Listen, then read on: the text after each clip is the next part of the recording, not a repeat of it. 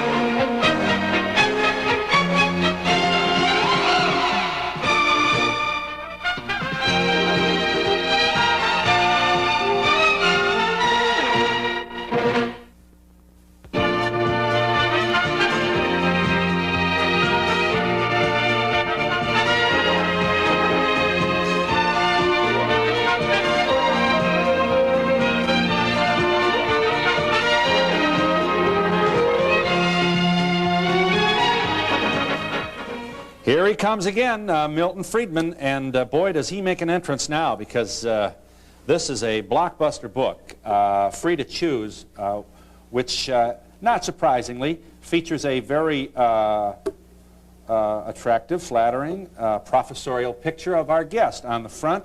We feminists can only wonder we can only wonder how they would respond to this. The fact that the book is co-authored by Professor Friedman's wife, Rose, and to what location do you suppose she has been relegated?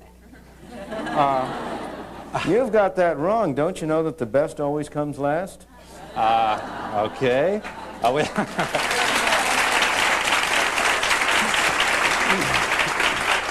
All right, let's go over this now. And you have to admit that she's prettier.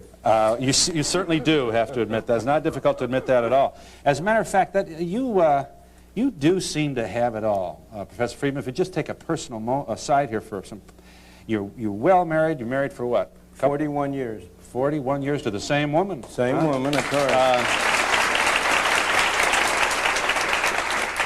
We met down here at the University of Chicago in my first graduate course in economics. She was a student? She was a student, too. We were fellow students. Oh, I see.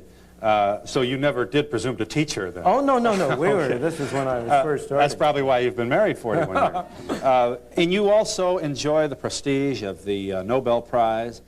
You are the counselor to presidents and presidential candidates. It's really a wonderful spot to be. And this is, you know, this is the last thing your mother would expect my son, the economist, to have become, a celebrity. You are absolutely right. Unfortunately, she died many years ago. But you know, I want to put one salt note in that.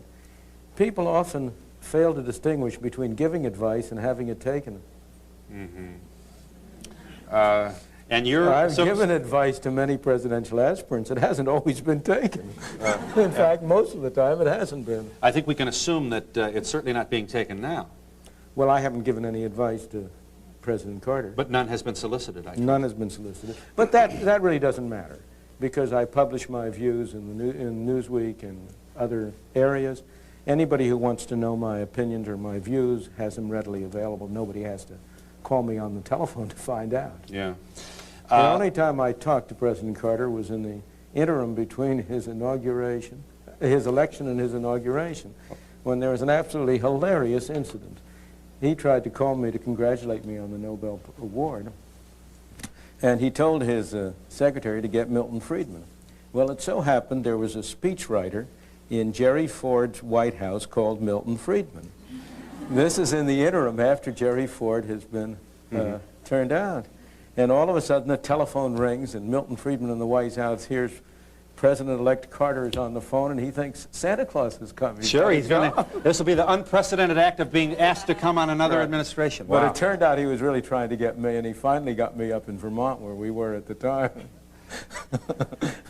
Let me see if I can express in very imprecise terms and very briefly what has the core of your statement here, a personal statement. We have too much government. We are not allowing the free enterprise system to work as your most favored historical figure, Adam Smith, suggested it would work if we just let things alone. We have too much government intervention. It is interrupting the not only the wonderful work that the invisible hand does if we leave it alone, but it's also depriving people of personal liberties. Absolutely. Okay. That's a very good summary. Fill in the blanks for me. No, that's a very good summary. There is a very important role for government to play, but there's such a thing as too much of a good thing. And government has been growing beyond bounds. Right now, to take the simplest measure, the government spending at federal, state, and local levels amounts to over 40% of the income of the people of the country. If you go around and ask people, are you getting your money's worth for that 40% of your income which is being spent on your behalf, supposedly, by government? There are very few people who will say yes. And they are right. We're not getting our money's worth. Much of it is, it's not merely that it's being wasted. It's that it's being wasted in a very particular sense. You're spending money to do opposite things. Here at one place, we're spending our money to try to propagandize us not to smoke. In another place, we're spending our money to subsidize the growing of tobacco. Now, what sense does it make to spend two streams of money like that? And you can go over and over again and find exactly the same thing. The government is too big, it's too intrusive,